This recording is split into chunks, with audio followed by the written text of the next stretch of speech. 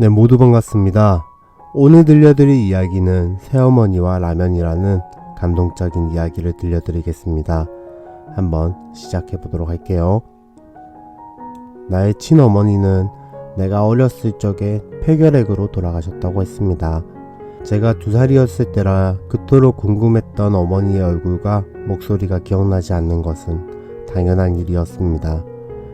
하지만 어릴 적에 어머니에 대한 기억이 없다는 것이 어찌나 서럽던지 친구들과 잘 뛰어놀다가도 시장에 다녀와서 친구에게 이제 그만 놀고 집에 가자는 친구의 어머니만 봐도 울음을 터뜨렸습니다. 그렇게 홀아버지 밑에서 자라나고 있던 12살이 되던 해에는 따뜻한 미소로 우리 오형제에게 수줍은 인사를 하시며 한 아주머니가 뒷마당으로 들어오셨습니다. 마치 엄마가 살아계셨다면 딱 저 아주머니 같이 어여쁜 엄마였을 거야. 한순간 내 속을 읽혀버린 것처럼 아버지는 아주머니의 어깨를 잡아당기며 이제부터 우리를 길러주실 어머니라고 소개해 주셨습니다. 새어머니? 이상했습니다. 동화책에서 묘사하고 있던 새어머니는 분명 눈꼬리가 삐쭉 올라간 사악한 웃음을 흘렸던 악독하고 젊은 여자였던데 내 눈앞에 있던 새어머니는 기억 없는 친어머니까지 끌어들여 비교해볼 정도로 예뻐 보였으니 말입니다. 어린 속마음을 홀라당 들켜버린 것 같은 창피함에서였을까요? 아니면 평소 우리에게 무뚝뚝하게만 대했던 아버지가 그렇게 활짝 웃는 모습은 그날 처음이라서 느꼈던 배신감 때문이었을까요? 나는 그날부터 그 아주머니를 싫어했습니다.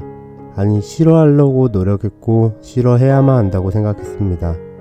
새어머니를 쫄랑쫄랑 따라다니며 좋아하는 4명의 형들이 있었고 만일 나마저도 그렇게 된다면 돌아가신 진짜 어머니는 무작정 섭섭해할 거라 생각했으니깐요. 새어머니께서 많이 해주셨던 음식은 라면이었습니다. 넉넉지 못한 형편에 아버지가 벌어놓은 돈을 쪼개고 쪼개어 새어머니는 살림도 알뜰하게 하셨던 걸로 기억이 납니다.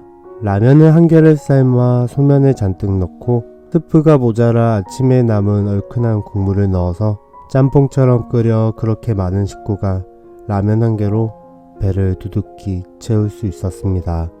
막내야, 거기 쭈그려 있지 말고 이 국수 좀 더 먹어봐라. 연기가 모락모락 나는 벌건 라면이 너무도 맛깔스럽게 그릇에 담겨져 새어머니의 손에 쥐어져 있었습니다.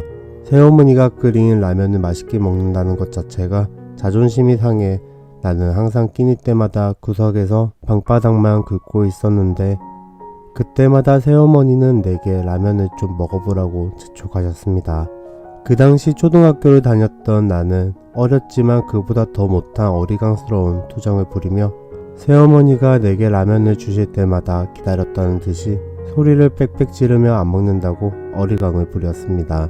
어느 정도 됐으면 그만했을 법 됐는데 몸집도 자그만했던 내가 왜 그렇게 고집이 셌는지 허구한 날 투정을 부리다 학교 가서 아이들의 도시락을 훔쳐먹거나 수돗물로 배를 채워 마른 몸에 배만 둥그렇게 뚱뚱해져 운동장을 걸어 다녔던 기억이 납니다. 그렇게 몇 달이 지났습니다. 어느 날은 내가 무슨 배짱이었는지 새어머니가 건네주시던 라면 그릇을 땅바닥에 내팽개친 적이 있습니다. 그날 아버지께서는 처음으로 제뺨을 때리셨고 뜨겁게 부어오른 한쪽 뺨을 손으로 붙잡고 나머지 손으로는 쉴 새 없이 나오는 눈물을 훔치며 동네 친구 성군의 집으로 도망갔습니다. 먹고 싶은 거 없냐고 물어보시는 성구 어머니의 말씀에 나는 생각도 안 하고 눈물 젖은 목소리에 침을 꾸역꾸역 삼켜가며 라면이요 라고 대답했던 기억이 아직도 생생합니다. 성구와 성구 어머님 단둘이 살아서 그런지 라면 안에는 양을 5배로 불려주는 소면도 없었고 우리 집에서 아침에 끓였던 국이나 찌개 냄새도 라면에 배어있지 않았습니다. 어린 것이 고생이 많자.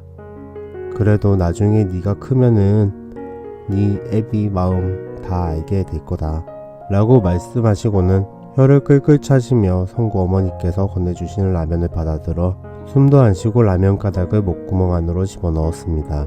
뜨겁고 짭조름한 눈물과 함께 풀풀 나는 연기 그대로 막 끓인 라면을 입안으로 들이키니 당연히 탈이 날 수밖에 없는 노릇이었습니다.